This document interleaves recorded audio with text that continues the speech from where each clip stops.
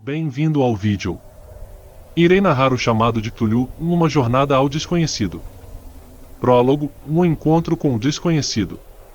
A noite estava pesada, envolta em um véu de mistério e inquietação. Francis Wayland Thurston, um acadêmico dedicado à antropologia e ao estudo das culturas antigas, remexia nos pertences de seu falecido tio-avô, George Gamel Angel.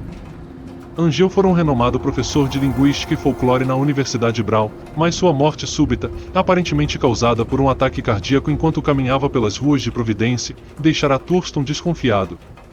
Algo sobre a maneira como ele se fora parecia errado. Havia relatos de um homem estranho o seguindo pouco antes do incidente. Entre os papéis do professor, Thurston encontrou uma caixa de madeira envelhecida, marcada por símbolos que ele não reconhecia. Dentro dela havia uma escultura peculiar, em um bas-relieve grotesco que parecia desafiar qualquer lógica artística ou cultural conhecida. A figura era uma amálgama de formas, tentáculos sinuosos emergiam de uma cabeça bulbosa, enquanto asas rudimentares se projetavam das costas da criatura. Era ao mesmo tempo fascinante e repulsiva, como se carregasse uma energia própria. Ao lado da escultura estavam anotações fragmentadas e recortes de jornais que mencionavam eventos estranhos ocorridos em diferentes partes do mundo, em surtos de histeria coletiva, sonhos perturbadores compartilhados por pessoas em lugares distantes e relatos de cultos obscuros adorando entidades desconhecidas. Um nome aparecia repetidamente nas anotações, Cthulhu. E com ele, uma frase enigmática, em sua casa em R.Lie, o morto Cthulhu espera sonhando. Capítulo 1, O Artista e os Sonhos.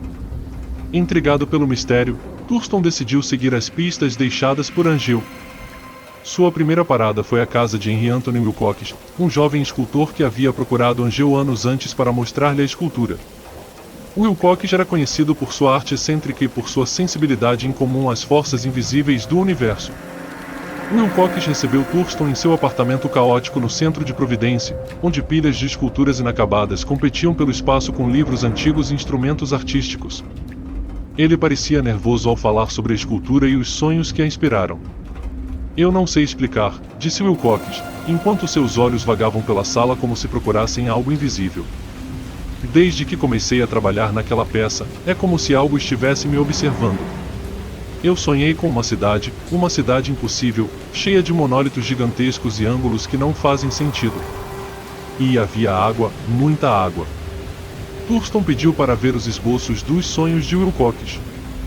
As imagens eram perturbadoras, em representações da cidade submersa chamada R.Lie e da figura central dos pesadelos do artista, Cthulhu. Wilcox admitiu que seus sonhos haviam diminuído desde que entregara a escultura ao professor Angel, mas ele ainda sentia uma inquietação constante. Capítulo 2, O culto em Nova Orleans. As anotações na caixa levaram Thurston a investigar outro caso relacionado à figura grotesca, o relatório policial do inspetor John Raymond Legrasse.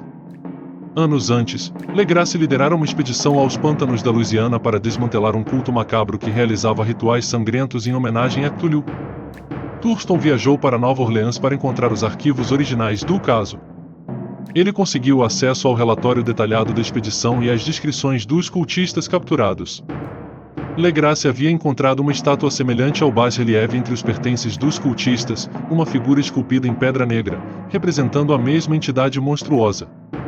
Os cultistas eram homens e mulheres comuns à primeira vista, mas suas declarações revelavam algo profundamente perturbador, e eles acreditavam que Cthulhu era um deus antigo que aguardava pacientemente sob as águas do Oceano Pacífico para despertar quando as estrelas estivessem alinhadas.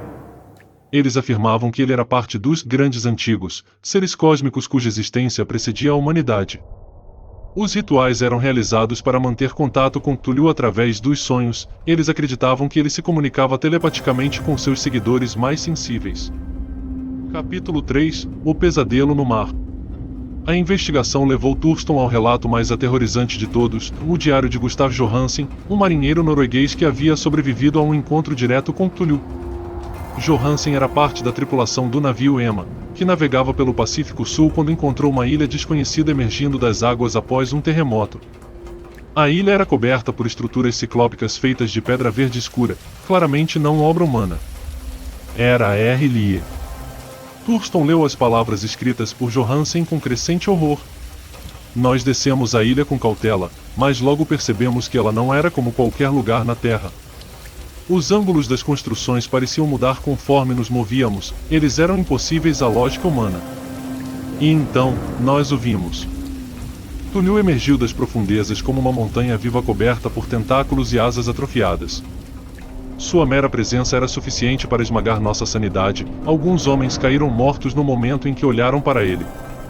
Johansen descreveu como sua tripulação tentou fugir desesperadamente enquanto Tuliu os perseguia lentamente pela ilha. Ele conseguiu escapar ao colidir seu navio contra a cabeça da criatura, uma tentativa desesperada que fez Tuliu recuar temporariamente para as águas. Capítulo 4 – A revelação final.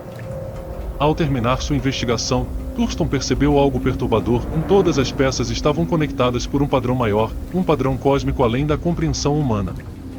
Os sonhos compartilhados por pessoas ao redor do mundo eram sinais da influência contínua de Tuliu sobre aqueles sensíveis à sua presença psíquica. Ele também percebeu que agora estava envolvido demais na trama, ele sabia demais sobre o culto e sobre Tuliu.